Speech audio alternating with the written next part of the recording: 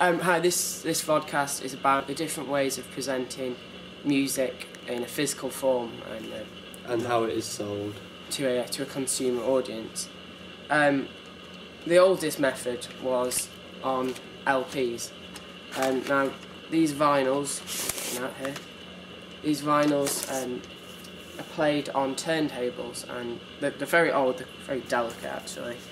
The vinyls themselves, the vinyl cases themselves, can be very varied in design. Some can open up. They're very arty usually, very bold, and they're quite a collector's item even now. Many years after they've stopped really making them in a mass scale, they're still collected by people.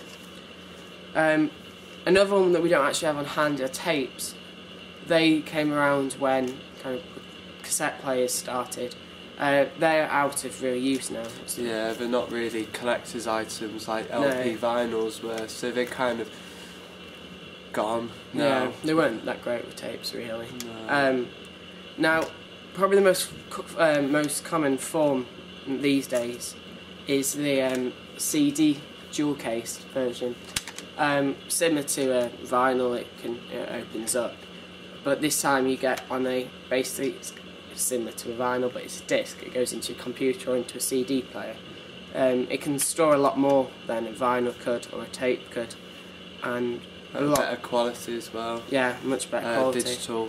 Digital quality form, so they can be, they could be burnt onto or ripped onto a computer, and then computer could burn copies onto other discs. So they're much more easily transferable than vinyls and tapes were as well. The cases themselves made out of plastic, so they're not as kind of nice to have than a vinyl, and they do damage quite easily. I mean, you can't see it very well, but there's lots of scratches and cracks on them. So I mean, as well as CD, as a kind of a way of combating that, a new form's risen. Yeah, a new form or newish form that is out now are digipacks. There are several examples here where they're much more card based. I mean, this is a template at the moment, but they're much more simple. They're much cheaper to make and much more eco-friendly, and they're also much more like more of a collector's item than an LP was. Yeah, in a way they're very similar. Like, you could argue that they're a new form of LP. Yeah, so some people have called them. They're just like sleeves for your discs to go in like that, and can contain books with lyrics in, artwork and all that. So you have several examples here. Some have like a little plastic tray, just like your normal conventional CD case would. A lot better for the environment, a lot cheaper. Actually, are they cheaper to produce? Yeah, they are cheaper to produce, and hence why they are coming more into more conventional than some are very, very well made actually. This one is like a book. Yeah, it's like a book. Like a cover. Over to our third member of our group, who's going to talk about downloads. Digital downloading is the quickest new form of music distribution. The problem with it is though that you can have legal downloads and illegal downloads. Legal downloading includes using shops such as iTunes and Napster, and illegal downloads is programs such as LimeWire. Due to this, there's been a lot of conflict over copyright issues with it, but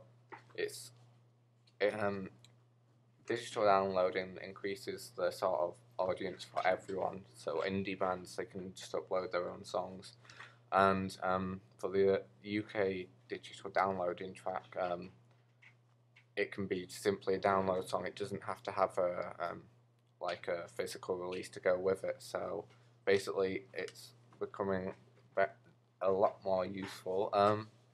But there are problems with quality. People have said that compared to CD quality, it's a lot worse, and this sort of reflects how people have said that CD quality is a lot worse than vinyl. So it seems that the music industry is working in one big cycle.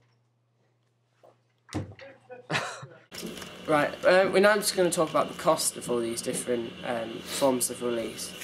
Now, it kind of varies very much, but the most expensive by far is definitely the LP, though it can be debatable because you can actually find a lot of the older ones in charity stores for about £1. yeah. Whereas when we bought vinyls for research from a charity shop, we came across 2 which defeated that price. I mean, we had Pink Floyd The Wall and the Sex Pistols album on an LP, and they're high collector's items now, and they're going for about £20 alone, which is pretty much double the price of a standard CD. Even the new ones are going £15 to £25. Yeah, especially when they're released as a limited edition by bands today. The collector's album, like some of the Queen LPs, they go for, well, not in the thousands, but they've, like, especially on eBay, they go for a lot more than they're worth. Yeah, like limited edition prints and the special vinyls, because you can get like different colours of them. And to buy like a whole set of LPs for a band, you are looking to pile for a lot of money. Now the next kind of in the going down is, to be honest, the CDs and the digipacks and even the downloads, but we'll come to them in a minute, are very similar in price, depending on when they're released. When an album or digipack is first released, you can usually pick them up for around £8. Yeah, £10 or £8 usually. I mean, £10 is probably the top. Sometimes, they can go down. It's between, I'd say, about £7 to £10.